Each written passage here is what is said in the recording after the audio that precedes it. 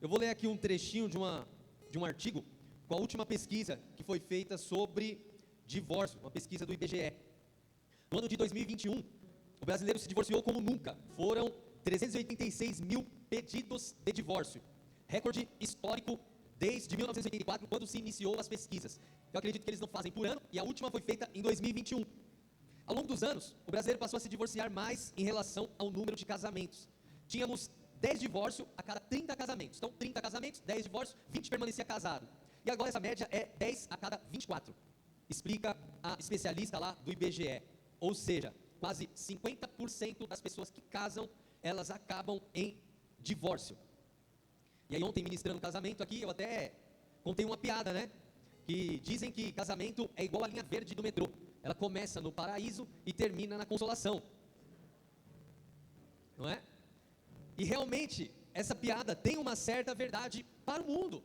Porque 50% dos casamentos acabando, vai casar, começa no paraíso, termina na consolação. Alguns dizem também que casamento é igual uma piscina gelada. Sempre tem um louco que entra e fala, vem, tá gostosa. Para o mundão, é assim o casamento. Porque eu também não acredito num casamento saudável sem Jesus. Porque o ataque das trevas contra as famílias, contra os casamentos, é algo ferrenho. É um ataque de verdade. Se você casou, se você está para casar, se você tem uma família, saiba que o inimigo vai atacar você de todos os lados, de todas as formas. Mas nós não seremos destruídos. Amém? Agora, por que o diabo ele tem prazer em destruir casamento e famílias? Porque a família é um projeto de Deus. Quem inventou a família? Foi Deus que inventou. Está lá em Gênesis capítulo 1, versículo 27. Diz, criou Deus o homem à sua imagem. A imagem de Deus o criou. Homem e mulher os criou. Deus os abençoou e disse, sejam férteis e multipliquem-se. Encham e subjuguem a terra. Deus criou um homem, criou uma mulher. Falou, sejam férteis, tenham filhos e dominem a terra. Sejam uma família forte, dominem a terra. E aí eles começaram a fazer filhos, né? Teve um filho chamado Caim, depois teve um filho chamado Abel, e aí o diabo veio e falou, não, ninguém vai constituir família nenhuma, já vou logo acabar com isso. E aí a gente conhece a história, Caim matou Abel, e ali é uma guerra contra a família. Também, porque está escrito que o Senhor odeia o divórcio. Está escrito na Bíblia, acredita nisso? Está lá em Malaquias capítulo 2, versículo 16, pode colocar na tela aí, Malaquias capítulo 2, versículo 16, diz assim, eu odeio o divórcio, diz o Senhor, o Deus de Israel. E o homem que se cobre de violência é como se cobre de roupas, diz o Senhor dos exércitos. Por isso, tenham bom senso, não sejam infiéis.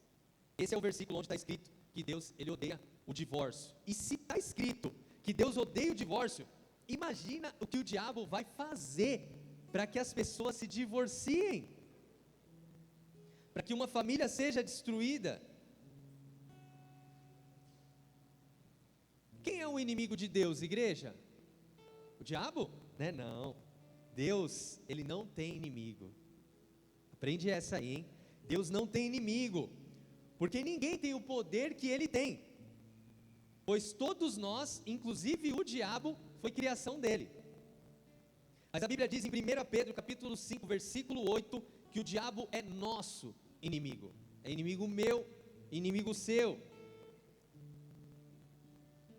Está lá, vamos ler nessa, estejam alertas e vigiem, o diabo, o inimigo de vocês, anda ao redor como leão, rugindo e procurando a quem possa devorar. Então quem que ele está atacando? Ele está ao redor de quem? Ao nosso redor, atacando quem? Atacando a gente. Nós somos os inimigos do diabo, os filhos de Deus, porque se eu toco no filho, eu toco no pai, entende? Toca no meu filho, toca nos filhos da Vanessa, que você vai ver, Vanessa virando uma leoa, né? Toca nos filhos da Pri, que você vai ver, virando uma leoa. Então o diabo, ele quer tocar na gente para atingir Deus, porque ele não pode contra Deus.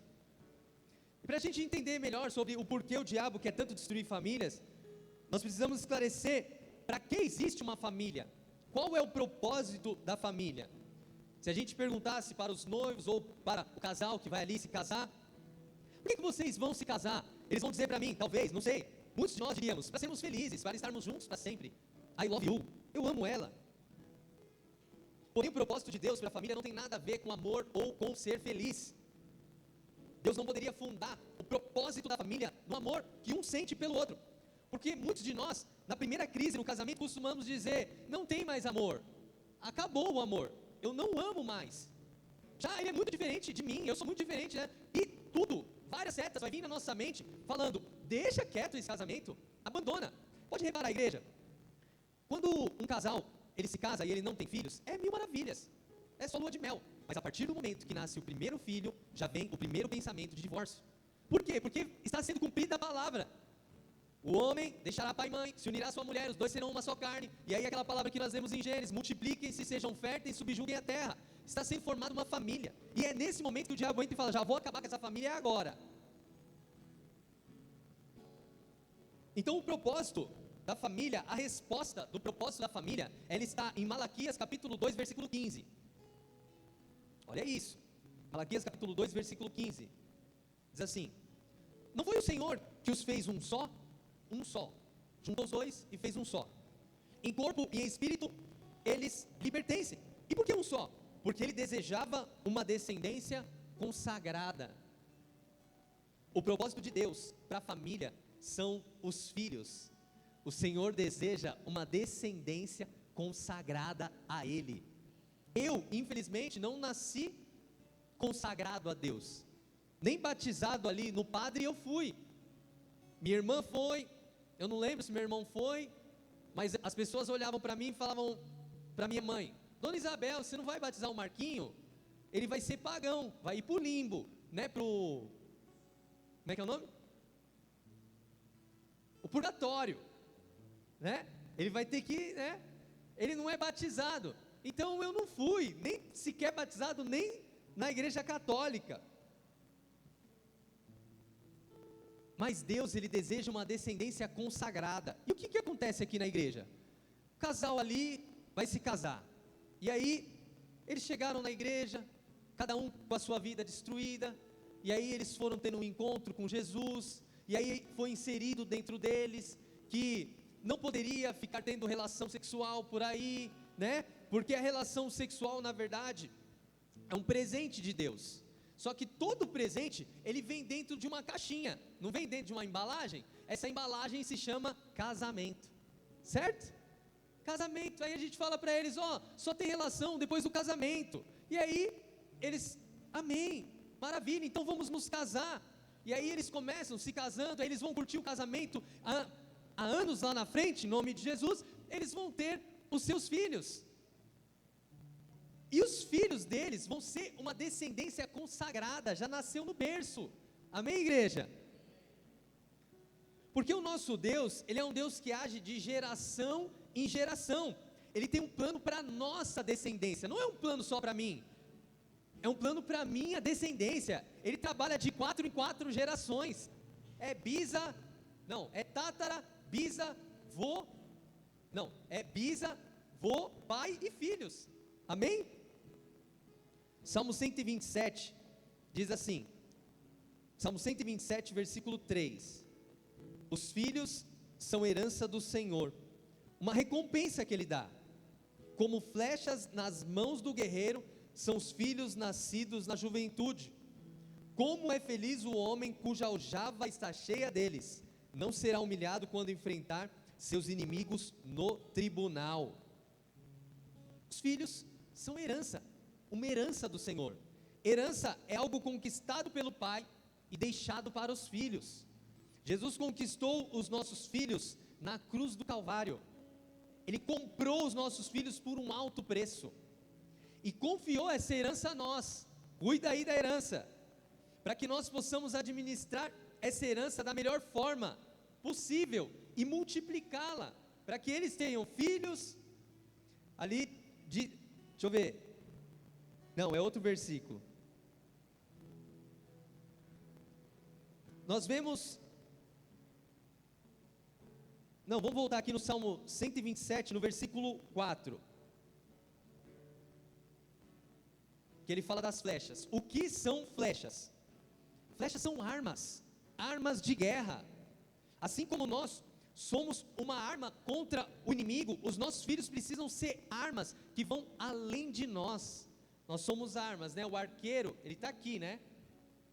Só que a flecha do arqueiro, ela vai além. E é para isso que ele deseja uma descendência consagrada, para que essas flechas vão além, para que eles façam muito mais que nós. No versículo 5 diz que o homem que enche a sua aljava é feliz, bem-aventurado porque não será humilhado quando enfrentar seus inimigos no tribunal. Que tribunal é esse? É quando eu e você estiver perante o justo juiz. De um lado, o promotor, que é o nosso inimigo, o diabo; do outro, nosso advogado, Jesus; e no centro, o juiz, Deus. Se a gente não cumprir o nosso propósito de encher a nossa aljava e enviar, ensinar, educar, consagrar os nossos filhos nos caminhos do Senhor, o diabo vai nos humilhar na hora do tribunal. Vai falar: que propósito que foi o seu na terra? Não, é que eu quis viajar, eu quis me dedicar aos meus negócios. Vai falar: fez muito pouquinho. Aí, Senhor, ele vai falar: aí, Senhor, não cumpriu o propósito dele na terra. Porque de alguma forma o diabo conseguiu impedir que os planos de Deus através da nossa família e dos nossos filhos fossem cumpridos através de uma cultura. A gente vai entender isso. Como que o diabo impede isso? Ele nos coloca dentro de uma cultura de trevas.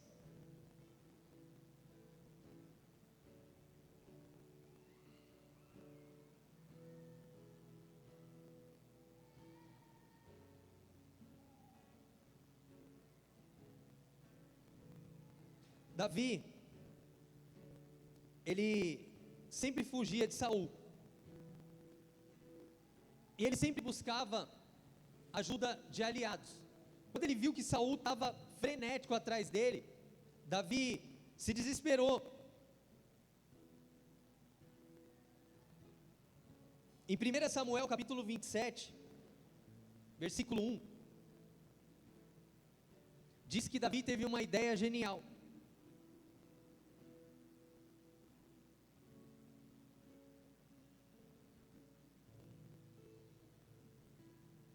Davi, ele seria o próximo rei de Israel. Saul, sabendo que o reino dele estava acabando, ele perseguia Davi, ele tinha inveja de Davi. E ali, quando Davi viu que Saul estava quase capturando ele, ele entrou em desespero. 1 Samuel capítulo 27, versículo 1 diz: Davi, contudo, pensou: algum dia serei morto por Saul, é melhor fugir para a terra dos filisteus. Então Saul desistirá de procurar-me por todo Israel, e escaparei dele. Versículo 2: assim Davi e os 600 homens que estavam com ele foram até Aquis, filho de Maoque, rei de Gate. Davi e seus soldados se estabeleceram com Aquis em Gate. Cada homem levou sua família, e Davi suas 2 mulheres, Ainoã de Jezreel, Abigail, mulher de Nabal de Carmelo. Quando contaram a Saul que Davi havia fugido para Gate, ele parou de persegui-lo. Só tinha uma saída para Davi, para o Saul parar de persegui-lo. Saul aqui representa o diabo. Davi aqui representa nós com as nossas famílias. Você quer ver uma forma do diabo parar de te perseguir? Das coisas parar de dar errado na sua vida? Tipo, coisas que você vê que é ataque do maligno mesmo? Volta para o mundão. É só a gente voltar para o mundão. Acabou. Ele vai falar: opa, agora sim, agora eu paro de te perseguir. Mas enquanto nós estivermos no caminho do Senhor, cumprindo o propósito dele, casando-se, dando-se em casamento, formando famílias, não adianta. Ele vai continuar nos perseguindo, andando ao nosso derredor. Amém, igreja? Davi, no desespero, fugindo de Saul, ele foi morar em território inimigo, na terra dos filisteus. Filisteus era a terra do gigante lá, do Golias. O Davi era o maior inimigo deles. O único lugar que Davi não podia ir era para a terra dos filisteus. Mas para parar a perseguição, ele falou: vou para a terra dos filisteus, cara, eu não aguento mais ser perseguido. Sabe quando você fala: não aguento mais igreja, eu não aguento mais cumprir os propósitos, eu não aguento mais, está muito pesado o ataque sobre a minha vida, eu vou tomar uma breja gelada, porque está muito calor, né? Acabou, já fomos para o terreno do inimigo. Davi colocou toda a sua família em território inimigo. Qual era a cultura que os filhos e as mulheres de Davi iriam estar inseridos? Não era mais na cultura judaica. Eles estariam inseridos agora na cultura dos filisteus. Às vezes nós, em momentos de desespero, fazemos coisas que não estão dentro da vontade de Deus. E por quê? Porque não confiamos no seu cuidado, porque Ele vai nos livrar. Nós somos filhos, Ele é Pai, é só gritar: papai! Ele está me alcançando, Ele está tocando em mim, me ajuda, e Ele vai vir, amém? Vai nos livrar. Quando minha filha era pequena, eu e a Pri trabalhava, a gente não tinha com quem deixar a nossa filhinha, e aí apareceu a oportunidade da gente deixar ela com uma irmã da nossa antiga igreja. Parecia tudo lindo, por quê? A Pri trabalhava aqui, a casa da menina era um pouquinho mais para cima, era tranquilo, perfeito. Na hora do almoço dava para a Pri ir lá, dar um beijo na pequenininha, que tinha quantos anos? 1 aninho. Dava para a Pri ir lá, ver ela, depois voltar, e depois 5 horas a Pri já saía do serviço, já pegava ela. E em um desses horários de almoço, a Pri foi lá, falou: vou ver. Sabe quando mãe sente, né? Mãe sente, né? Falou: vou lá ver minha filhinha, no horário do almoço. Quando ela chegou lá na casa da irmã, cadê a irmã? Não estava lá a irmã tinha saído, ela tinha dado um pulinho no mercado, tinha ido fazer a unha, tinha sei lá feito o quê. E aí, a minha filhinha, a herança que Deus me confiou, a minha flecha, estava lá com 2 adolescentes, sozinha. A gente decidiu então sacrificar o serviço da Pri, para ela cuidar do nosso bem mais precioso, a herança que o Senhor nos confiou. Esses dias, um tempo atrás, na verdade, um irmão contou para mim, ele é enfermeiro, trabalha no hospital, e eu fiquei chocado. É difícil de eu chorar, mas eu chorei. Ele disse que ele estava no plantão da pediatria de um hospital público, onde ele trabalha. Um pai chegou com uma bebê de 11 meses, morta. O pai estava desesperado junto de um amigo, e perguntaram: o que aconteceu, pai? Ele disse: eu não sei, eu peguei ela na babá sim. Quando abriram a fraldinha da criança, estava cheia de sangue, viram que a bebê havia sido abusada. O pastor aqui que pregou quinta-feira, falou a mesma coisa. Uma criança de 7 anos lá foi lá para a ONG deles, falaram: essa menina aqui, ela quase não consegue andar, está toda machucada, e o tio dela está preso, então também foi abusada. A nossa herança está sendo atacada por Satanás. Onde estava a mãe? Onde estava o pai? Deixaram o seu bem mais precioso, a herança que Deus deu para eles, aos cuidados de uma outra pessoa. Eu fico pensando, será que se aquele pai pudesse voltar no tempo, ele teria deixado sua bebê aos cuidados de outra pessoa? Há uma cultura, igreja, sendo inserida em nós, e nós não estamos percebendo. Cultura é inserida aos poucos, uma cultura de conquista, em busca de dinheiro, em busca de bem-estar, de conforto, um egoísmo, em busca de uma felicidade a todo custo, independente das consequências que serão geradas por isso. Uma cultura egoísta que só pensa no bem-estar, onde o importante é ser feliz. Vou me separar porque meu esposo não me faz feliz. Vou me separar porque minha esposa não me faz feliz. Casamento não é sinônimo de felicidade. Sabe o que é casamento? Casamento é renúncia, é responsabilidade, é sacrifício, é propósito, é pacto até a morte, até que a morte nos separe, na saúde, na doença, na fartura ou na escassez, não importa o cenário. Nós ministramos casamento ontem aqui, e os votos dos noivos é na saúde e na doença. Nós estamos juntos até que a morte nos separe. Lembra da piada do paraíso até a consolação? Lá na Consolação, eu fiquei sabendo que o nome do bairro é Consolação, por conta do cemitério da Consolação. O nosso casamento ele precisa começar no paraíso, mas terminar no cemitério. Amém? Até que a morte nos separe. Mas Marquinhos, então quer dizer que Deus não quer que eu seja feliz, que eu viva bem? Ele quer, Ele é o mais interessado nisso. Por isso Ele nos dá instruções na palavra, para que a gente seja feliz, cumprindo nossa missão, cumprindo o nosso propósito. Salmo 128, versículo 1, esse salmo é o salmo da família.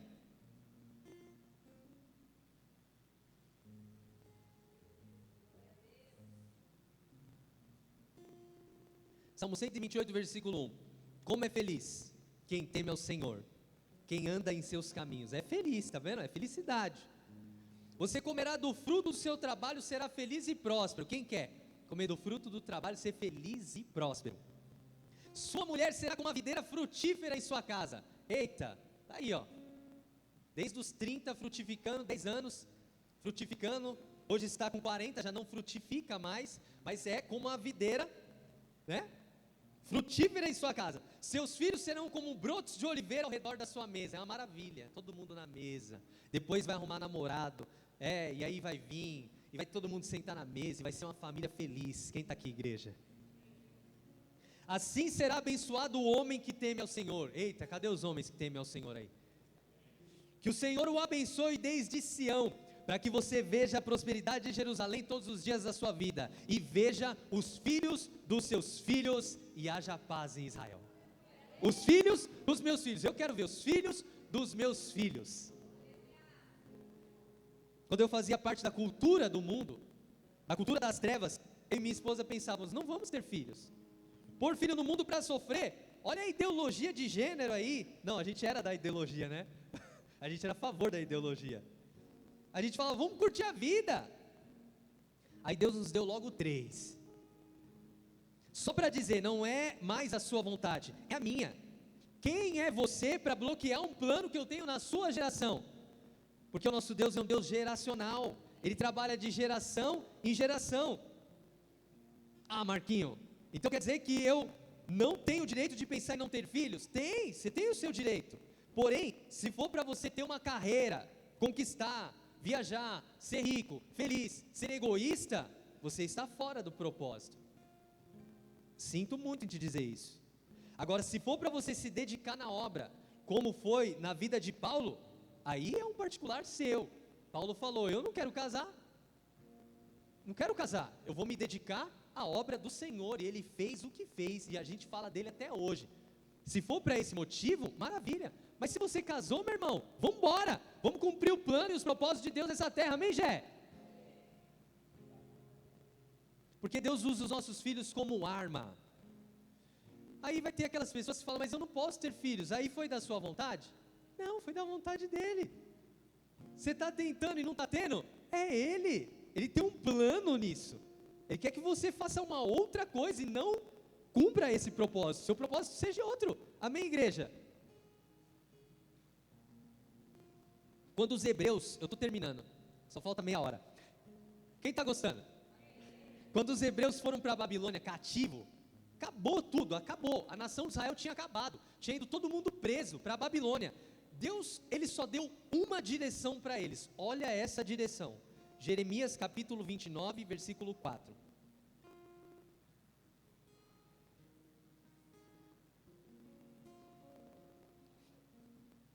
Assim diz o Senhor dos Exércitos, o Deus de Israel, a todos os exilados que eu deportei de Jerusalém para a Babilônia. Primeiro foi ele que acabou com a nação, foi ele que deportou, foi ele que deixou eles cativos.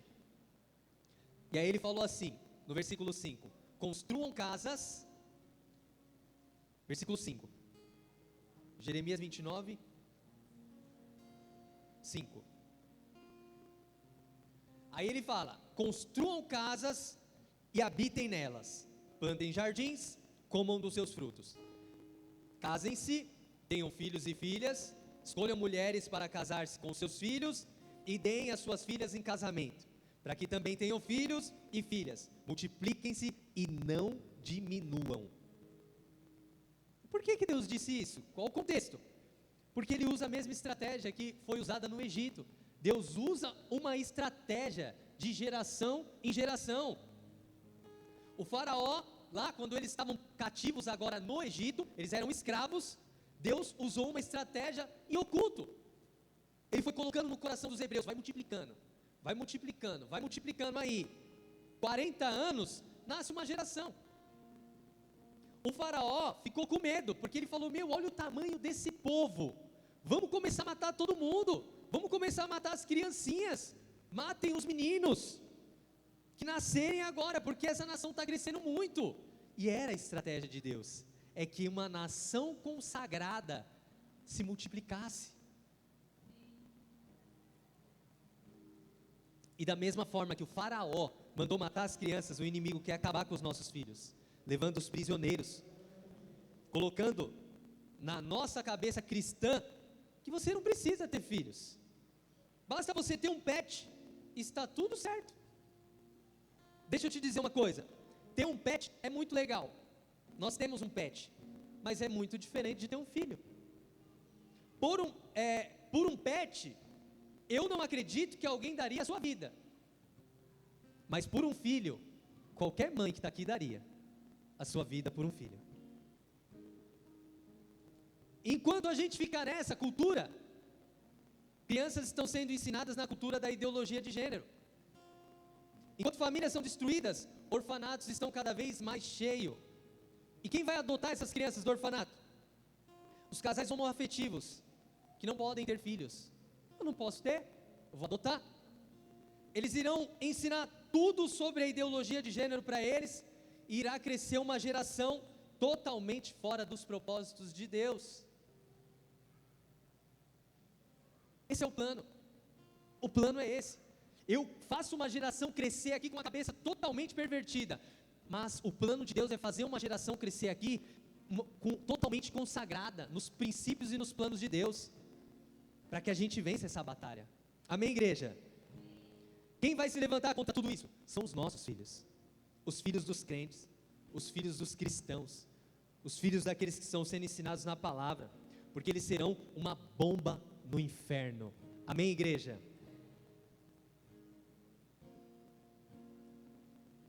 Davi, agora ele está inserido numa cultura inimiga, no meio dos filisteus. Um dia estoura uma guerra, uma batalha. Davi agora precisa lutar contra o seu próprio povo. Estou no mundão, então sou contra. Jesus diz, quem não é comigo é contra mim. Quem não ajunta, está espalhando. Não tem como a gente ficar em cima do muro. Davi falou, vou ficar aqui em cima do muro. Davi agora precisou lutar contra o seu próprio povo. Está lá em 1 Samuel capítulo 29.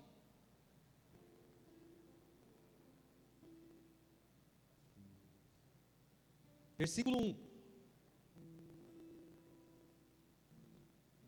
Os filisteus reuniram todas as suas tropas em Afec, e Israel acampou junto à fonte em Jezreel.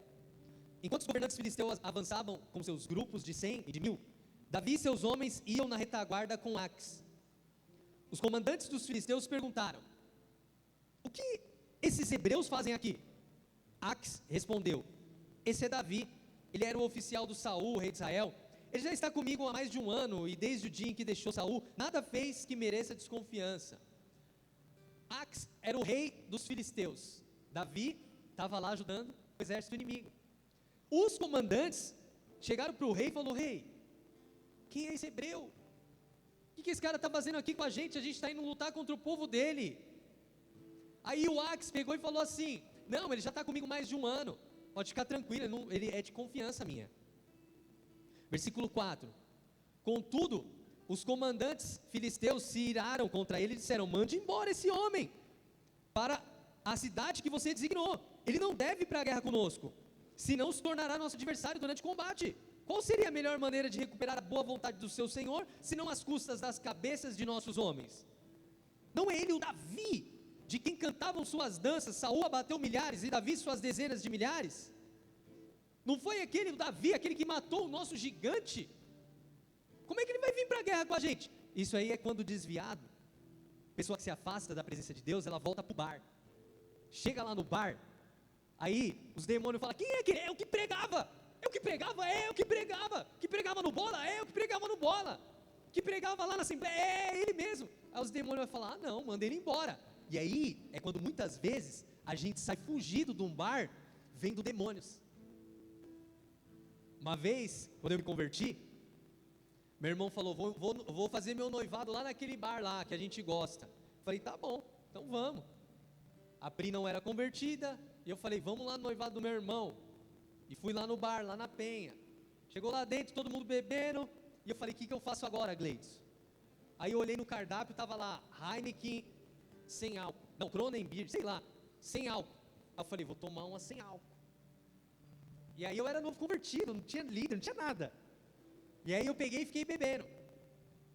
Antes eu ficava bêbado junto com a galera, só que dessa vez eu não fiquei. E eu fiquei normal, foi dando uma, foi dando duas, foi dando 3 da manhã. Quando eu percebi o ambiente demoníaco, que já estava todo mundo louco, Deus abriu minha visão.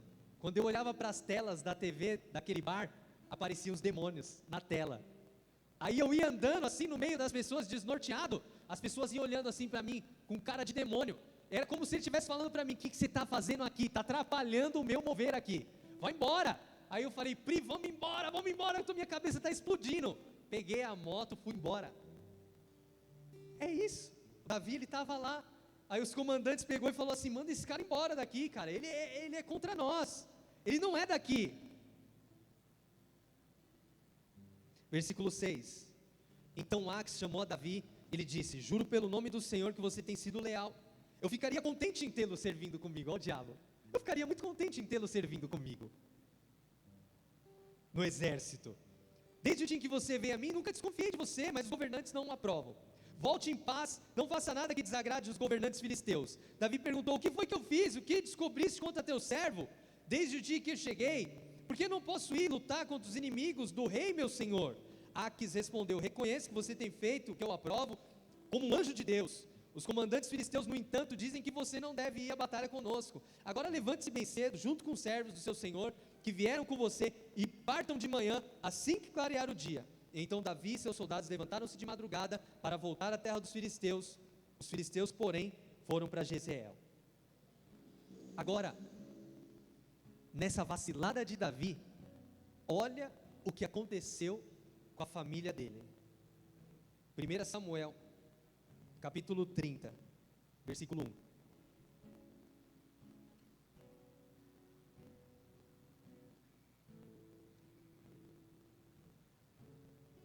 O inimigo não está brincando, igreja. Ele quer acabar com a minha e com a sua família. Quando Davi e seus soldados chegaram a Ziclag, que era a cidade que aquele rei tinha dado para o Davi, no terceiro dia, os amalequitas tinham atacado Negueb e Ziclag e haviam incendiado a cidade. Levaram como prisioneiros todos os que lá estavam, as mulheres, os jovens, os idosos. A ninguém mataram, mas levaram consigo quando prosseguiram seu caminho. A ideia não é matar, a ideia é tornar prisioneiros, para que eles façam parte do outro lado, do exército inimigo. Ao chegarem a Ziclag, Davi e seus soldados encontraram a cidade destruída pelo fogo, e viram que suas mulheres, filhos e filhas haviam sido levados como prisioneiros. Então Davi e seus soldados choraram em alta voz, até não terem mais forças. As 2 mulheres de Davi também tinham sido levadas, Ainoã de Jezreel, Abigail de Carmelo, que foi mulher de Nabal. Davi ficou profundamente angustiado, pois os homens falavam em apedrejá-lo. Todos estavam amargurados por causa de seus filhos e suas filhas. Todos estavam acusando Davi. E aí, Davi, o culpado é você, cara. A gente não tinha que ter saído da presença de Deus. A gente tinha que ter ficado aqui com a nossa família. Você não sabia que o nosso inimigo anda ao nosso derredor, bramando como um leão, buscando a quem possa tragar, Davi? Você não sabia que o inimigo queria destruir nossa família? Você não sabia, Davi, que se a gente fosse inserido na cultura dos filisteus, nossos filhos se tornariam prisioneiros, Davi? Existe uma cultura sendo inserida na mente dos nossos filhos. Mas Deus, Ele quer uma geração consagrada. Amém, igreja?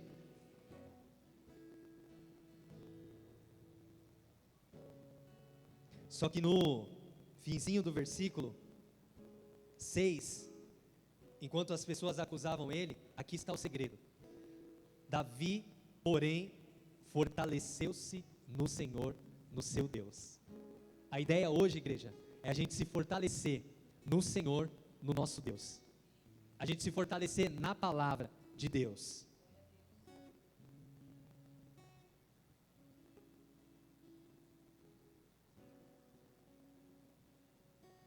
Primeira Samuel, capítulo 30, versículo 7, diz como que se fortalece no Senhor para vencer as astutas ciladas do inimigo. Então Davi disse ao sacerdote Abiatar, filho de Aimeleque: traga-me o colete sacerdotal. Abiatar o trouxe a Davi. Colete sacerdotal era como eles consultavam ao Senhor. Eles olhavam lá para as pedras que tinha no colete, e Deus de alguma forma dava um sinal, e aí o sacerdote falava com o profeta, ou com o rei. Ele foi consultar o Senhor. E o que você veio fazer aqui nessa manhã? Você veio consultar o Senhor. Senhor, como que eu ajo nesse mundão que está louco?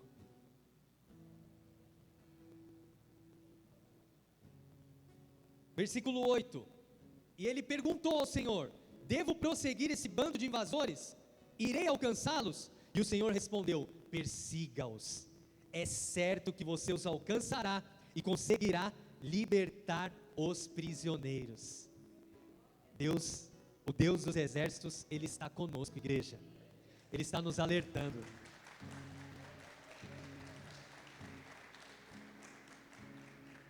Ele está falando: eu estou com vocês. A noite inteira eu sonhei com os meus filhos chorando. Sonhava que uma caía e chorava. Chorava que a outra, eu olhava num canto e ela estava chorando. O outro, eu vi ele falando sozinho durante a noite. Quando eu acordei hoje de manhã, o diabo veio me intimidar e me falou: o que você está fazendo? O que você vai mexer nisso aí? Não mexe com isso não. Deixa que eu estou destruindo as famílias aí, deixa, não precisa falar nada não. Mas eu consultei ao Senhor. Amém, igreja? E o Senhor falou: vai para cima, persegue, que nós vamos libertar os prisioneiros que são inseridos na cultura do mundo, na cultura dos filisteus. 1 Samuel capítulo 30, versículo 16.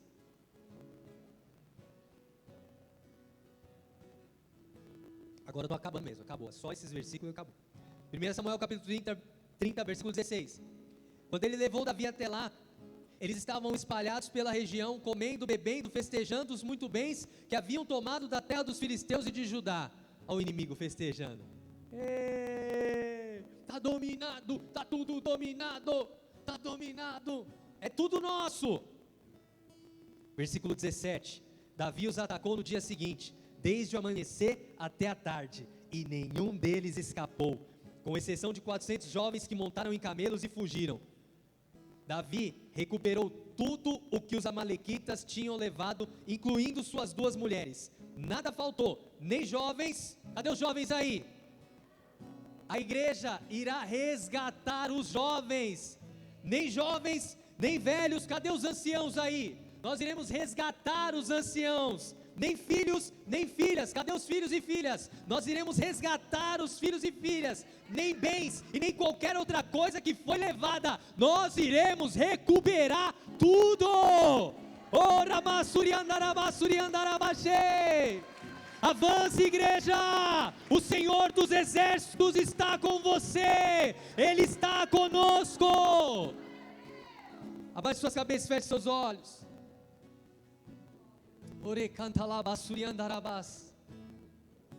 Que volte a cultura de guerra sobre nós. Nós estamos vacilando, igreja. Estamos distraídos. Há uma cultura sendo inserida, há uma guerra sendo travada. E muitas vezes nós estamos sendo inseridos no exército filisteu, no exército do inimigo, e achando que é normal. Não é normal, nós estamos travando uma guerra. há uma guerra sendo travada por sua vida, para que você não ouvisse essa palavra, para que você não acredite nessa palavra. Mas nessa manhã foi dissipada todas as trevas da sua vida. O inimigo não tem poder, porque o Senhor Jesus, Ele morreu naquela cruz para libertar os cativos. Ele já nos libertou, Ele já pagou um alto preço, lá na cruz do Calvário. Ele já conquistou. O diabo não tem mais nem a chave da casa dele, porque o Senhor Jesus, Ele desceu ao inferno e tomou as chaves da morte do inferno. Talvez você estava inserido na cultura desse mundo, mas o Senhor te trouxe aqui não por um acaso, mas para que você venha para o nosso lado. Se você é essa pessoa, levante uma de suas mãos, eu quero só orar por você. Estão todos de cabeça baixa. Você quer passar para o nosso lado, você quer vir para o lado de Jesus Cristo, você quer fazer parte do exército vencedor, levanta a sua mão. Estão todos de cabeça baixa, de olhos fechados. Eu quero só orar por você, em nome de Jesus. Glória a Deus, Pai. Se tiver mais alguém, pode levantar a sua mão. É só você e Deus agora. Aleluia, aleluia. Repete assim comigo: Senhor Jesus, Senhor Jesus, nessa noite, nesta nessa manhã, eu ouvi a sua palavra. Eu entendi os seus planos e os seus projetos para a família e para a minha vida. E eu quero passar para o lado do exército vencedor, do exército do leão, da tribo de Judá, daquele que venceu, de Jesus Cristo. Senhor Jesus, perdoa os meus pecados. Apaga o meu nome do livro da morte. Escreve o meu nome agora no livro da vida. Eu te recebo como meu único, suficiente e eterno Salvador. Aleluia. Pode baixar sua mão. Pai, obrigado, Senhor, por cada vida aqui que te recebeu, por mais pessoas que se acrescentaram nesse exército, Pai. E eles serão uma bomba no inferno. A sua família será uma bomba no inferno. Os seus filhos serão uma bomba no inferno. Você vai recuperar tudo aquilo que foi te roubado ao longo dos anos. Deus vai restituir tudo aquilo que foi tirado de você, em nome de Jesus.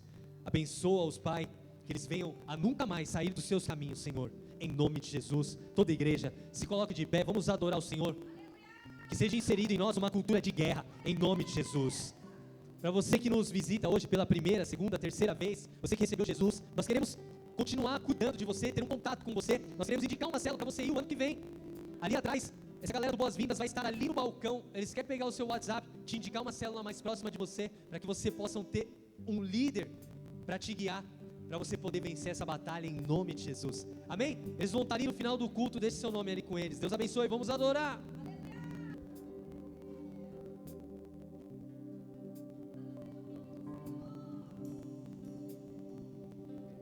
Lutamos com armas de fé e nada irá resistir enquanto adoramos.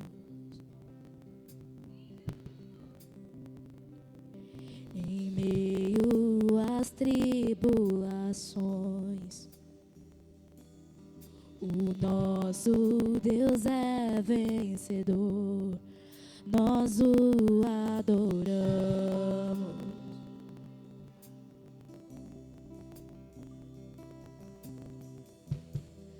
Vitorioso és, na tempestade está, teu nome infalível é. Os reinos vêm e vão, teu trono acima está, teu nome imutável é.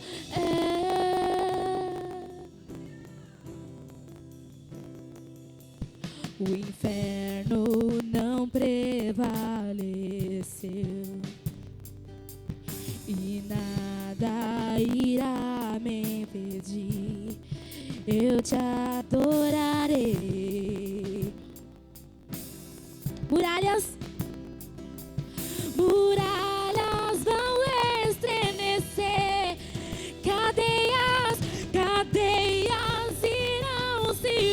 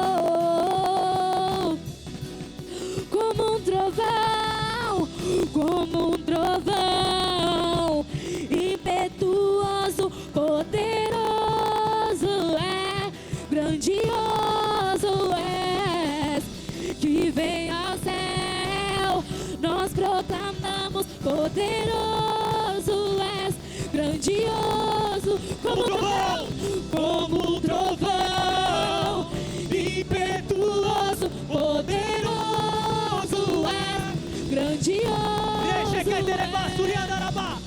que vem ao céu, se levanta, nós igreja. proclamamos, poderoso és, grandioso és, como um trovão, impetuoso,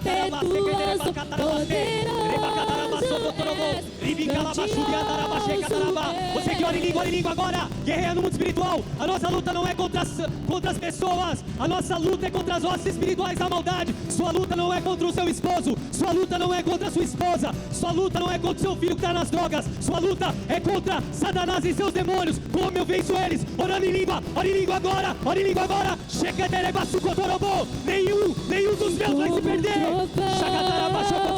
Impetuoso, poderoso é, grandioso é, que vem ao céu, nós proclamamos, poderoso é, grandioso é, como um trovão, impetuoso, poderoso é, grandioso. O diabo não vai destruir seu casamento, minha irmã. O diabo não vai destruir seu casamento, meu irmão.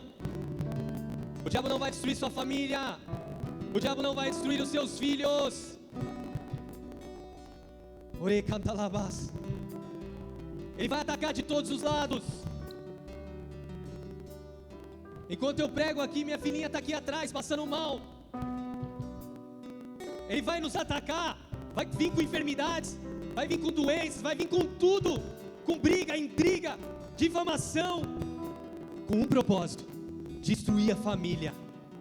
Mas a família é um projeto de Deus, e a igreja está aqui para defender a família. Amém, igreja? Aleluia. Dê a mão para o irmão que está do seu lado. Oh, shacatarabastoriandereba.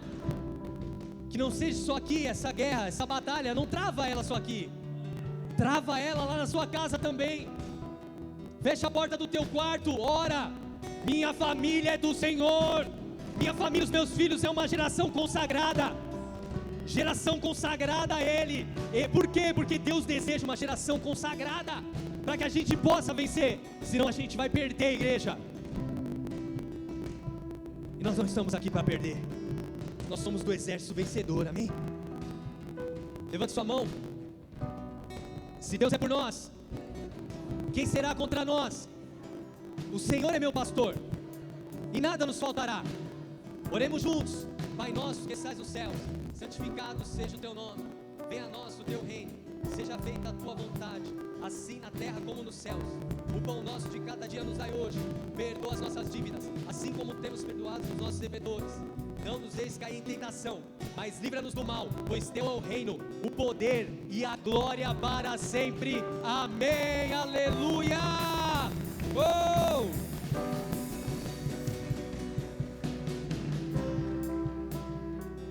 Bate aqui, igreja.